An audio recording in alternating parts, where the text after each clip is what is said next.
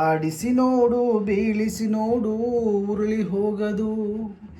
ಆಡಿಸಿ ನೋಡು ಬೀಳಿಸಿ ನೋಡು ಉರುಳಿ ಹೋಗದು. ಏನೇ ಬರಲಿ ಯಾರಿಗೂ ಎಂದು ತಲೆಯ ಬಾಗದು.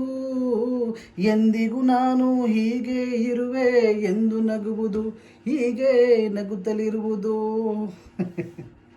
ಸ್ನೇಹಿತರೆ, ನಾನು ಇವತ್ತು ಈ ಗೊಂಬೆ ಬಗ್ಗೆ ಮಾತಾಡ್ತಾ ಇದ್ದೀನಿ. ಈ ಗೊಂಬೆನ 1971ರಲ್ಲಿ ತೆರೆಕಂಡಂಥ ಸಿನಿಮಾ ಕಸ್ತೂರಿ ನಿವಾಸ. ಆ ಸಿನಿಮಾದಲ್ಲಿ ಈ ಗೊಂಬೆಯನ್ನು ಬಳಸ್ಕೊಂಡು ಒಂದು ಅದ್ಭುತವಾದ ಸಾಂಗನ್ನು ಕ್ರಿಯೇಟ್ ಮಾಡಿದ್ದಾರೆ.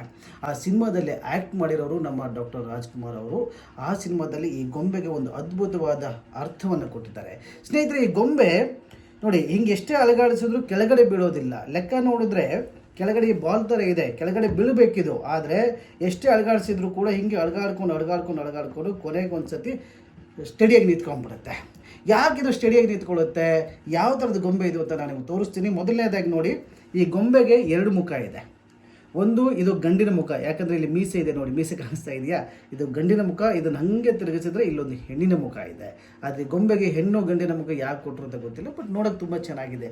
ಆದರೆ ಇದು ಯಾಕೆ ಕೆಳಗಡೆ ಬೀಳೋದಿಲ್ಲ ಅಂತ ಅನ್ನೋದನ್ನು ನೋಡೋಕೆ ಹೋದರೆ, ಕೆಳಗಡೆ ನೋಡಿ ಇದು ಸ್ವಲ್ಪ ಬಾಲ್ ಸಿಸ್ಟಮ್ ಇದೆ, ಕೆಳಗಡೆ ಬೀಳಬೇಕಾದ್ರೂ ಕೂಡ ಕೆಳಗಡೆ ಬಿಡಲ್ಲ. ಯಾಕೆ, ಇದು ಯಾವ ಥರದ ಟೆಕ್ನಿಕ್ ಅನ್ನೋದನ್ನು ನಾನು ನಿಮ್ಮ ಮುಂದೆ ಬಿಚ್ಚಿಡ್ತಾ ಹೋಗ್ತಾ ಇದ್ದೀನಿ, ನೋಡ್ತಾ ಇದ್ದೀನಿ.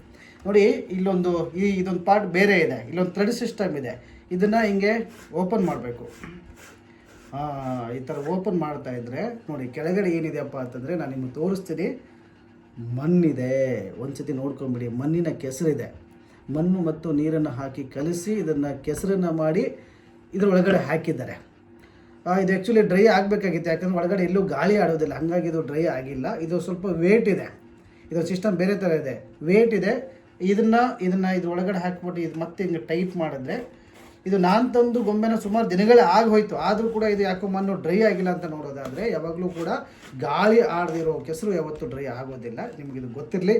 ನೋಡಿ, ಮತ್ತೆ ಇದೇ ಥರ ಗೊಂಬೆನ ಹಿಂಗೆ ಅಲಗಾಡಿಸಿದ್ರೆ ಇದು ಬೀಳೋದಿಲ್ಲ, ಯಾಕಂದರೆ ಒಳಗಡೆ ಮಣ್ಣಿನ ಕೆಸರು ಇರೋದ್ರಿಂದ ಅದು ವೇಟ್ ಇಟ್ಕೊಳ್ಳುತ್ತೆ. ಸ್ನೇಹಿತರೆ, ನೋಡ್ತಾ ಇದ್ದೀರಾ ಈ ಥರ ಗೊಂಬೆನ. ನಿಮಗೂ ಕೂಡ ಈ ಜಾತ್ರೆಗಳಲ್ಲಿ, ಆಮೇಲೆ ಈ ಕೆಲವೊಂದು ದೇವಸ್ಥಾನಗಳಲ್ಲಿ ಸಿಗ್ತಾ ಇದ್ದೇವೆ. ನಾನೇನೋ ಒಂದು ಜಾತ್ರೆಗಂತ ಹೋಗಿದ್ದೆ, ಅವಾಗ ಇದು ಸಿಕ್ತು, ನನಗೆ ಇಷ್ಟ ಆಯಿತು. ನೋಡೋಣ, ಇದ್ರ ಬಗ್ಗೆ ನಿಮಗೆ ತೋರಿಸ್ಬೇಕು, ಇದ್ರ ಬಗ್ಗೆ ಮಾತಾಡಬೇಕು ಅಂತ ಈ ಗೊಂಬೆನ ತೊಗೊಂಡ್ಬಂದೆ. ನೀವು ಕೂಡ ಹೋಗಿ ಜಾತ್ರೆಯಲ್ಲಿ ಅಥವಾ ಎಲ್ಲೋ ದೇವಸ್ಥಾನಕ್ಕೆ ಹೋದಾಗ ಸಿಗುತ್ತೆ, ತೊಗೊಂಡ್ಬಂದು. ಮಕ್ಕಳು ತುಂಬ ಇಷ್ಟಪಡ್ತಾರೆ ಇದನ್ನು. ಅದು ಹಿಂಗೆ ಅಲಗಾಡ್ತಿದ್ದು ನೋಡ್ತಾರೆ, ಮಕ್ಕಳು ತುಂಬ ಖುಷಿಪಟ್ಟು ನಗ್ತಾರೆ ಕೂಡ, ತುಂಬ ಚೆನ್ನಾಗಿರುತ್ತೆ. ಮಕ್ಕಳಿಗೆ ತಂದುಕೊಡಿ.